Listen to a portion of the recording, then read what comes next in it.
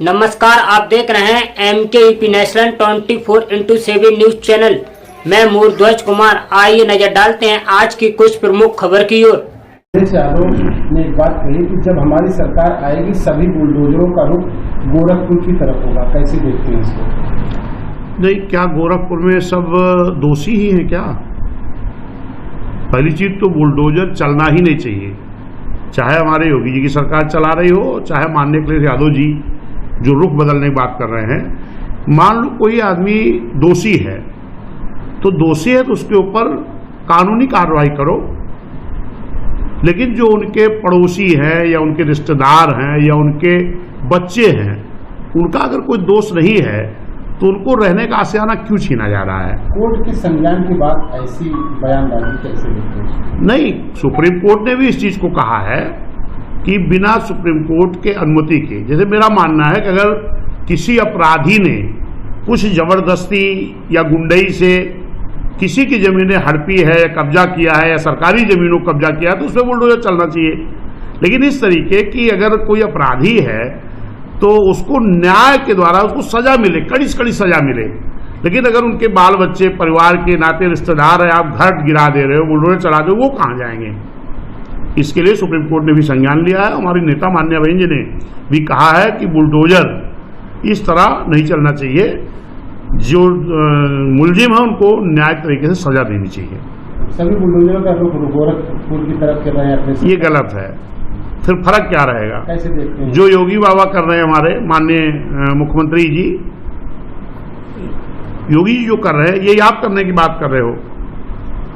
गोरखपुर की जनता जो है वो सब मुलजिम है क्या जो गोरखपुर रुक करोगे?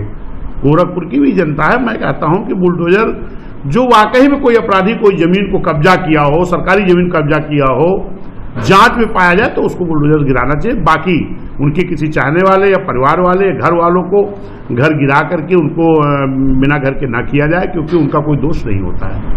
बहराइच में भेड़िए के हमले पर हुई मौतों की घटना को लेकर के अखिलेश यादव ने कहा कि लोग अपनी जान इसलिए गंवा रहे हैं क्योंकि सरकार अपना काम नहीं कर रही। सरकार को लोगों की सुरक्षा करनी चाहिए। देखिए, माननीय अखिलेश यादव जी क्या कह रहे हैं, ये बात अखिलेश यादव जी से पूछिएगा। लेकिन मेरा कहना है कि दुखद है, ये दुखद है, दर्दनाक है। सरकार को इसको पूरी तरह संज्ञान में लेना चाहिए, क्योंकि उधर मेरा मानना है कि काफ़ी जंगलात है और उधर तमाम गांव बसे हैं, परिवार के तमाम लोग रहते हैं। वहाँ पर इस पर निगाह रखनी चाहिए कि इस तरह घटनाएं ना हो। ये निंदनीय है, इस तरह की घटना हो रही है, इसमें सरकार को पूरी तरह संज्ञान लेना चाहिए। सूबे के मुख्यमंत्री योगी आदित्यनाथ मैनपुरी में एक सभा संबोधित करते था कि मैनपुरी कभी VIP जिले के रूप में जाना जाता था, लेकिन यहाँ विकास पीछे क्यों रह गया, पिछड़ा क्यों रह गया? समाजवादी पार्टी के लोग समाजी ढांचे के तहस नहस कर सकते हैं। अराजकता और गुंडागर्दी उनके DNA के हिस्सा है। ये अयोध्या में एक समाजवादी नेता एक बेटी के साथ किया। कन्नौज की घटना नवाब ब्रांड समाजवादी पार्टी का असली चेहरा है। बिजनेस टेस्टिंग भी आया नवाब सिंह पर। कैसे देखते हैं? देखिए, समाजवादी हो चाहे बीजेपी के लोग हैं, दोनों एक ही तरह के हैं। समाजवादी सरकार में भी पूरी तरह गुंडाराज कायम था और भारतीय जनता पार्टी की सरकार में भी पूरी तरह गुंडाराज कायम है। चाहे वो कन्नौज की घटना हो, चाहे अयोध्या की घटना हो, चाहे गोरखपुर की घटना हो, चाहे उन्नाव की घटना हो, इस तरह तमाम घटनाएं इस सरकार में भी हो रही। पूरी तरह जंगल राज कायम है और यही समाजवादी सरकार में भी था। ये दोनों लोग पूरी तरह कानून को लागू करने में पूरी तरह फेल हैं। जंगल राज कायम था समाजवादी की सरकार में भी, इनकी सरकार में। एक दूसरे के ऊपर आरोप प्रत्यारोप करते हैं, ये गलत है। अगर पूरी प्रदेश की जनता को न्याय मिला था तो माननीय बहन जी की सरकार मिला था।